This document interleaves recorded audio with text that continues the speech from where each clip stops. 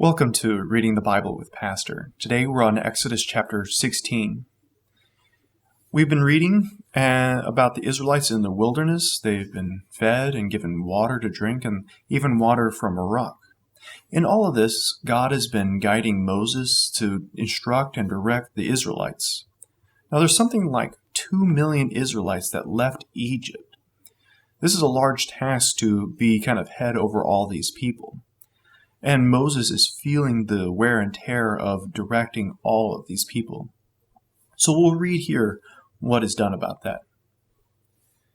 Jethro, the priest of Midian, Moses' father-in-law, heard of all that God had done for Moses and for Israel, his people, how the Lord had brought Israel out of Egypt.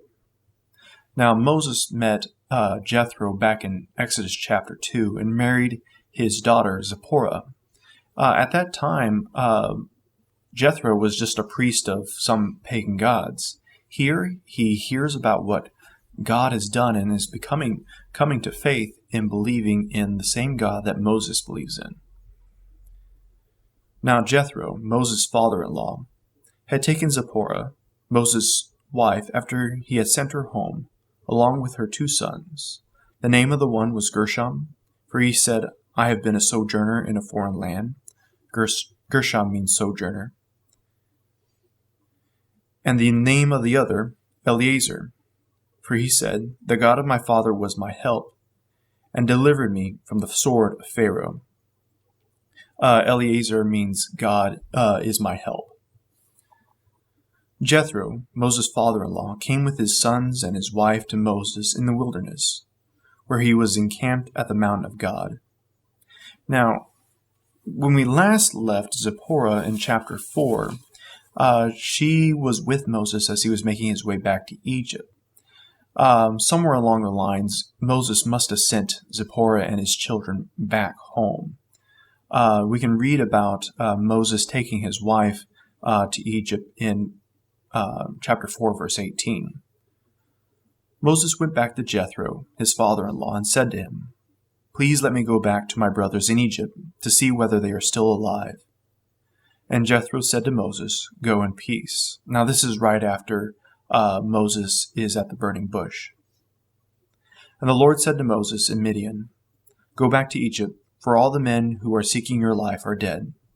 So Moses took his wife and his sons and had them ride on a donkey, and went back to the land of Egypt. And Moses took the staff of God in his hand. So Moses did take his wife and sons on the journey to Egypt, but somewhere along the lines, whether in Egypt or during that journey, he sends them back home to Jethro, his father-in-law. We'll continue with verse 6.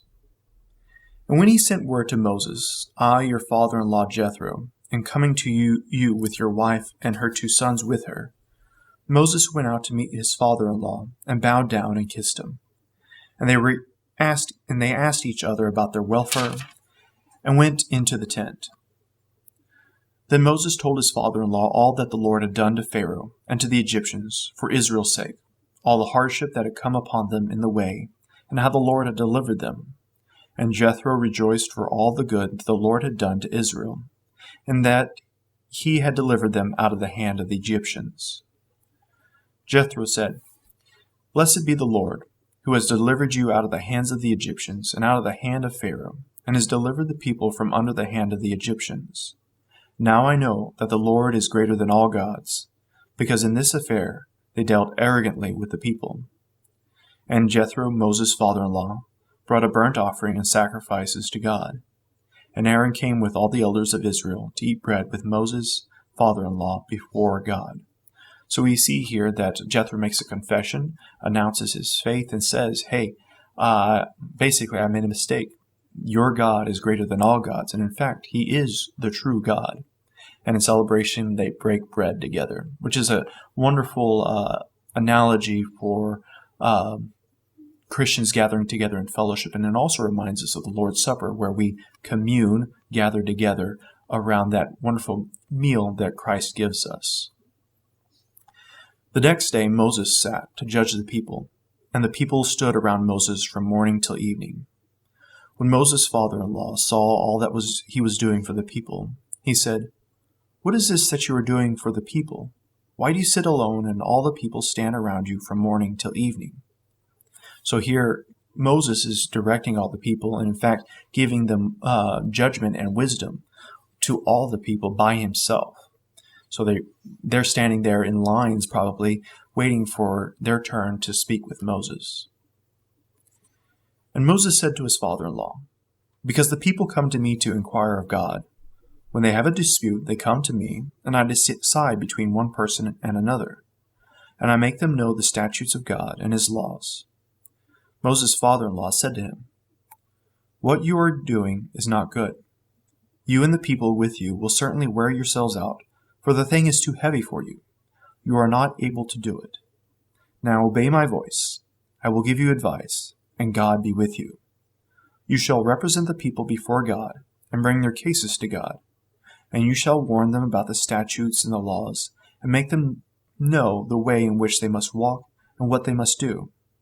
Moreover, look for able men from all the people, men who fear God, who are trustworthy, and hate a bribe, and place such men over the people as chiefs of thousands, of hundreds, of fifties, and of tens.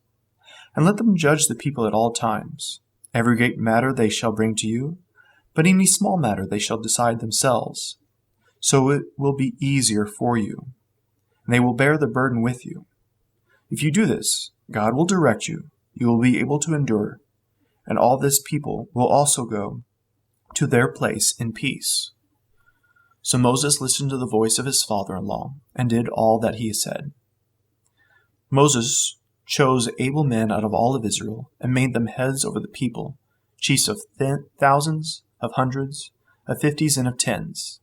And they judged the people at all times, any hard case they brought to Moses, but any small matter they decided themselves. Then Moses let his father-in-law depart, and he went away to his own country. So we see here that Moses has been directing all the people, and Jethro, led by the Lord, directs him and advises him to set up some representatives who can make good decisions, wise decisions for the people, to take the burden off of Moses. And Moses takes that advice and uses it. We'll pick up next time then with Exodus chapter 19. As always, please subscribe to the channel and share this with others so that they may also read the Bible with Pastor.